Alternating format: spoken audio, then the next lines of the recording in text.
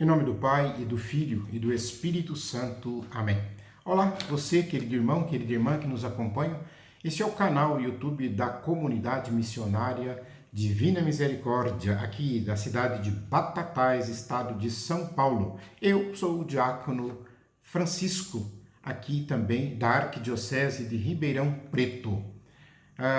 Gostaria de pedir a você que nesse processo de evangelização que fazemos, você nos ajudasse inscrevendo aí no nosso canal, divulgando, compartilhando, deixe o seu like aí e também faça o seu comentário, dê sugestões que você queira ver aqui no canal, ou então até mesmo correções de alguma coisa que você vê, pode falar aí que será muito bem-vindo, muito bem-vinda. E hoje eu quero fazer uma série de alguns vídeos falando sobre o nosso credo, né? E aí eu quero começar, né? Dizendo sobre o credo, porque todo mundo fala, reza o credo na missa, todo mundo reza o credo na hora que está recitando o rosário, recitando o terço, e também não só o terço mariano, como outros terços por aí. Nós sabemos que nós temos dois credos, na verdade. Nós temos um que é o mais conhecido, que é chamado credo apostólico. E nós temos um menos conhecido, o pessoal fala de mais comprido, porque é um pouquinho mais extenso, o credo niceno-constantinopolitano, é um nome, né, comprido, niceno-constantinopolitano. Esse credo indica que houve uma junção de pensamentos, de dogmas do Concílio de Nicéia, tá? Daí a palavra niceno, e também do Concílio de Constantinopla, daí constantinopolitano. O de Nicéia, no ano de 325, nós estamos aqui no século IV, e o de Constantinopla no ano de 381. Então fala como se esse de Constantinopla tivesse feito uma revisão, juntado algumas ideias principais e ali feito um credo. E o credo apostólico, que é o mais conhecido, né, dos todos os credos que nós temos, ele é atribuído à tradição dos apóstolos. É claro que diz a lenda, né, isso não tem comprovação, de que seria cada apóstolo teria escrito um artigo, porque o credo tem 12 artigos. Chama apostólico justamente porque vem da tradição apostólica. Né? Não significa necessariamente os apóstolos já tinham falecido, já tinham sido sepultados, né? Então, os estudiosos acreditam, inclusive, que esse credo foi desenvolvido a partir dos primeiros séculos, século III, século IV, né? Século V. Então, quer dizer, foi assim, no decorrer desses primeiros séculos da igreja primitiva que nós tivemos, então, a formação, né? A fundamentação deste credo que nós recitamos hoje. O credo, na verdade, é como aquela profissão de fé que a gente faz. Né? A pessoa diz assim, ó, eu creio. E aí a gente vai falando no que nós cremos, porque a gente crê com fé. Agora, que fé é a nossa? No nosso caso, nós cremos com fé e com fé católica. Eu não creio com fé protestante, eu não creio com outra fé. A minha fé é católica. Então, eu vou ali enumerando em tudo aquilo que acredito, que creio. Crer com fé. E é o resumo, então, poderíamos dizer assim, das verdades que todo cristão deve saber. Todo cristão deveria pensar nessas verdades contidas nos artigos. Então, vamos hoje falar um pouquinho sobre o artigo 1º, então, ou seja, o primeiro artigo do credo. Esse primeiro artigo diz assim: creio em Deus Pai Todo-Poderoso, Criador do céu e da terra. Vocês já perceberam que eu estou falando do primeiro artigo do credo apostólico. Né? Quando eu falei que o outro, parece que ele é mais completo. Não, não é mais completo. Ele é a mesma coisa, porque eu vou dizer Criador de todas as coisas, eu vou dizer assim, Criador do céu e da terra, de tudo que tem no céu e na terra, todas as coisas visíveis e invisíveis, quer dizer, aí vou espichando. Né? Só para você entender, se eu te fizesse uma pergunta, você poderia me dar uma resposta curta, e você poderia me dar uma resposta extensa. Por exemplo, se eu perguntasse para você, qual a cidade que você nasceu? Você poderia responder de bate-pronto. Eu nasci na cidade do Rio de Janeiro. Mas você poderia florear. Eu nasci na cidade maravilhosa, onde tem o Cristo Redentor, onde o cardeal Dom Orani é o nosso arcebispo e a cidade se chama Rio de Janeiro. Falou a mesma coisa, só que espichou. Então, não tem problema nenhum, não tem que dizer que um credo é mais completo que o outro. Mas vamos lá. Deus é espírito perfeitíssimo. Não pode haver, claro, nada mais perfeito e nem de igual perfeição com Deus. Porque Deus é extremamente perfeito. Ele é espírito porque ele não tem corpo. Deus é puro espírito. Ele é eterno porque a gente precisa entender a palavra eterno, porque muita gente pensa que eterno é daqui para sempre. Não, eterno é desde sempre. Por isso que Deus é eterno, porque ele sempre existiu, perspassa pelo presente e segue para a eternidade, quer dizer, sem fim. Não tem começo e não tem fim. Esse é o significado do Deus eterno. Um Deus que sempre existiu. Não teve princípio e não terá fim. Ele é criador porque ele criou todas as coisas a partir do nada. Olha que bonito repetir isso. Deus criou todas as coisas a partir do nada. O homem não cria. O homem transforma algo que já foi criado. Porque para dizer que o homem cria, o homem precisaria pegar do nada e fazer aparecer alguma coisa. E isso o homem não conseguiu ainda.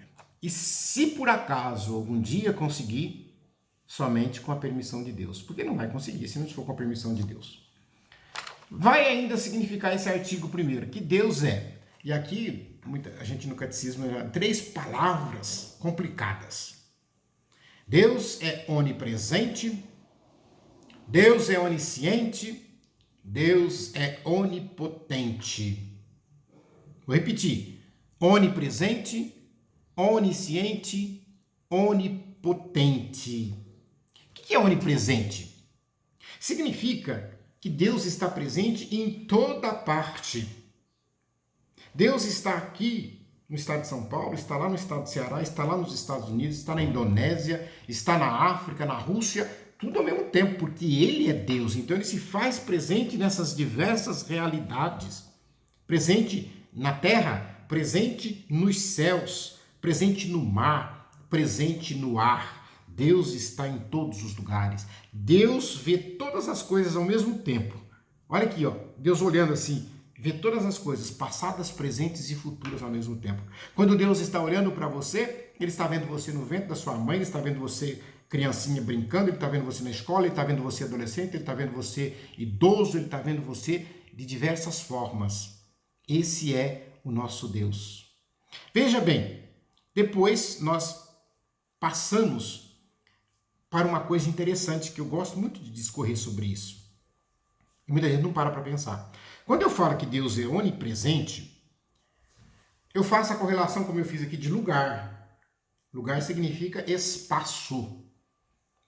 Então, eu digo assim, Deus está aqui em Ribeirão Preto e Deus está lá em São Paulo, que está a 300 quilômetros de distância. Então eu estou falando de distâncias, falando de espaços que Deus ocupa, que Deus está presente. Mas quando eu digo que Deus é onipresente, eu estou dizendo que também Ele está presente no tempo. Ele está no ontem, Ele está no hoje e Ele está no amanhã. E aí é uma confusão danada, né? Confusão danada porque a gente diz assim, mas como é que a gente entende isso? Muito simples. Como é que você mede espaço? A gente mede espaço com centímetro, metro, quilômetro.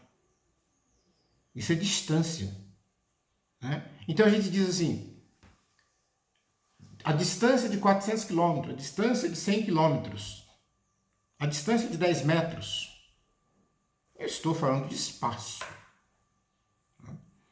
E como é que a gente mede tempo? Tempo a gente mede por segundo, minutos, horas. E aí eu vou dizer a distância também. A distância de 10 dias, a distância de 10 metros, quer dizer, o tempo que você gasta para percorrer aquela distância geográfica, eu meço em tempo. Gastei um dia para andar tantos quilômetros. Então, a distância daqui até São Paulo são 5 dias, se eu tiver que caminhar 5 dias. São 4 horas se de carro estiver indo. E aí, tem uma coisa interessante que eu sempre falo com as pessoas, né? Quanto mais você vai aumentando isso, mais complicado vai ficando. Por exemplo, qual a distância da Terra na Lua? Você não fala quilômetros. Você usa a medida do tempo. Anos. Anos, luz.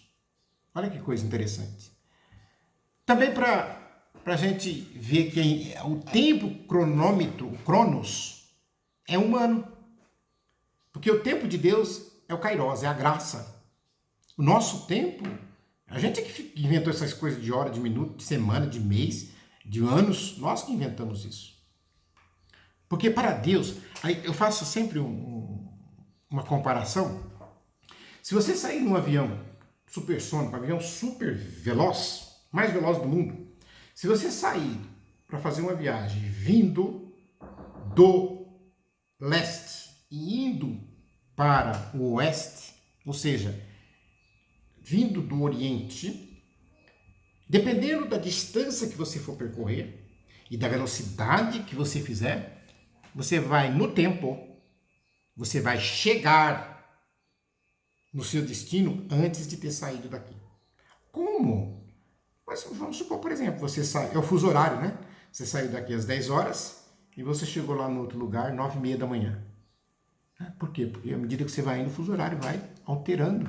Mas por quê? Isso não é de Deus, é o homem que fez essa cronometragem. Né? Então, quando a gente fala da onipresença de Deus, nós precisamos entender bem o que ela significa. Porque Ele é o Senhor dos Senhores. Depois, eu vou deixar para um próximo capítulo, para não ficar muito extenso para vocês, para nós falarmos um pouquinho da onisciência e também falarmos da onipotência de Deus. E nesse artigo primeiro, nós ainda temos que falar dos anjos, porque são criados por Deus, e também falar dos homens, porque também fomos criados por Deus. Recebamos a bênção de Deus.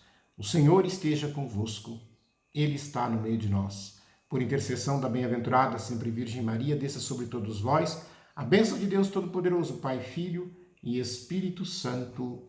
Amém.